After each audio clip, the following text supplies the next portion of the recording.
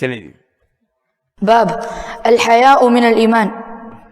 حدثنا عبد الله بن يوسف قال أخبرنا مالك بن أنس عن ابن شهاب عن سالم بن عبد الله عن أبيه أن رسول الله صلى الله عليه وسلم مر على رجل من الأنصار وهو يعظ أخاه في الحياء فقال رسول الله صلى الله عليه وسلم دعه فإن الحياء من الإيمان.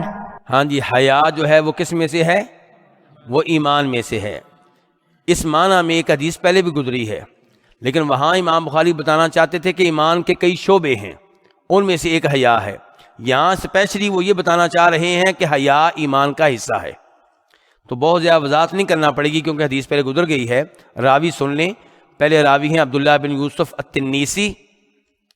التنیسی سین کے ساتھ، تے جو ہے وہ 2 نقطوں والی ہے، عبداللہ بن یوسف التنیسی، اور وہ کہتے ہیں اخبرنا، ہمیں حدیث بیان کی مالک بن انس نے. اور یہ مالک بن انس کون ہے؟ 4 اماموں میں سے ایک. اور مالک بن انس نے کس سے حدیث لی ہے؟ ابن شہاب سے. اور یہ کون ہے ابن شہاب؟ الزہری. اور وہ کس سے حدیث روایت کر رہے ہیں؟ سالم بن عبداللہ سے. یہ کون ہے؟ سالم بن عبداللہ بن عمر ابن خطاب، یعنی کہ عمر فاروق کے کیا لگے؟ سالم، عمر فاروق کے پوتے. تو وہ روایت کرتے ہیں کس سے؟ اپنے باپ عبداللہ بن عمر سے کہ اللہ کے رسول علیہ السلام گزرے ایک آدمی، انصاریوں میں سے ایک آدمی کے پاس سے، وَهُوَ يَعِدُ أَخَاهُ فِي الْحَيَاءِ، وہ اپنے بھائی کو حیا کے بارے میں سمجھا رہا تھا، نصیحت کر رہا تھا. جیسے ہم بھی کہتے ہیں یار کیا ہر وقت شرماتے رہتے ہو، سمجھ رہے ہیں نا، یعنی کہ شرم تھوڑی سی کم کرو. تو نبی السلام نے فرمایا دعہو، اس کو چھوڑ دو، حیا تو ایمان کا حصہ ہے، حیا رہنے دو. اللہ کے رسول نے کیا کہا؟ حیا کو رہنے دو، یہ ایمان کا حصہ ہے. تو اسے ایک تو پتہ چلا کہ شرم و حیا برقرار رہنی چاہیے، خصوصاً لڑکیوں میں، لڑکوں میں بھی، خصوصاً لڑکیوں میں شرم و حیا کو رہنے دیں، اس کو ختم نہ کریں.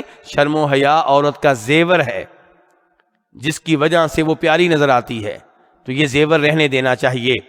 اور اس حدیث سے بھی پتہ چلا کہ حیا جو ہے وہ ایمان کا حصہ ہے، اور پتہ چلا کہ ایمان جو ہے اس میں اعمال داخل ہیں، اور حیا جب زیادہ بھی ہوتا ہے کم بھی ہوتا ہے تو ایمان بھی کبھی زیادہ ہوگا کبھی کم ہوگا. اللہ رب العزت سے دعا ہے کہ وہ ہمارے ایمان میں اضافہ فرمائے، اور ہمارا ایمان کم از کم ہمارا اتنا ساتھ دے کہ کل بھی ہم حاضر ہو سکے. ٹھیک ہے، ایسا نہ ہو کہ ایمان نیچے چلا جائے اور کل ہم درس میں نہ آئیں. جو دیگر احادیث ہیں وہ کل بھی سننی ہیں، کل عشاء کے بعد نہیں ہوگا. آپ کے لیے خوشخبری یہ ہے، کل عشاء کے بعد نہیں ہوگا، عشاء تک ساتھ دیجئے. تو عشاء تک انشاءاللہ ہم ایک ساتھ نبی علیہ السلام کی ان عظیم احادیث کا مطالعہ کریں گے، اور یہ برکت والی مجلس ہے. اللہ تعالیٰ سے دعا کرتے ہیں کہ یا اللہ اس مجلس والوں کو ان بندوں میں شامل کر لے جو جہنم سے بچ کر، قبر کے عذاب سے بچ کر جنت میں جائیں گے. یا اللہ ہمیں ان میں شامل فرمانا جن کی نبی علیہ السلام شفاعت فرمائیں گے، جو آپ کے ہاتھوں سے حوض کوثر کا پانی پئیں گے. یا اللہ جنہوں نے یہ پروگرام منعقد کرنے میں کسی طرح بھی حصہ لیا، تعاون کیا، ٹائم دیا، محنت کی، ان سب کی محنتیں قبول فرما. اور انتظامیہ، میں نے پہلے بھی کہا تھا، دائرۃ الشؤون الاسلامیہ جنہوں نے اجازت دی، اللہ ان کو بھی جزائے خیر دے اور ان کو مزید نیکی کے کام کرنے کے اللہ توفیق دے. وصلی اللہ تعالی علی نبی محمد وآلہ وصحبہ اجمعین.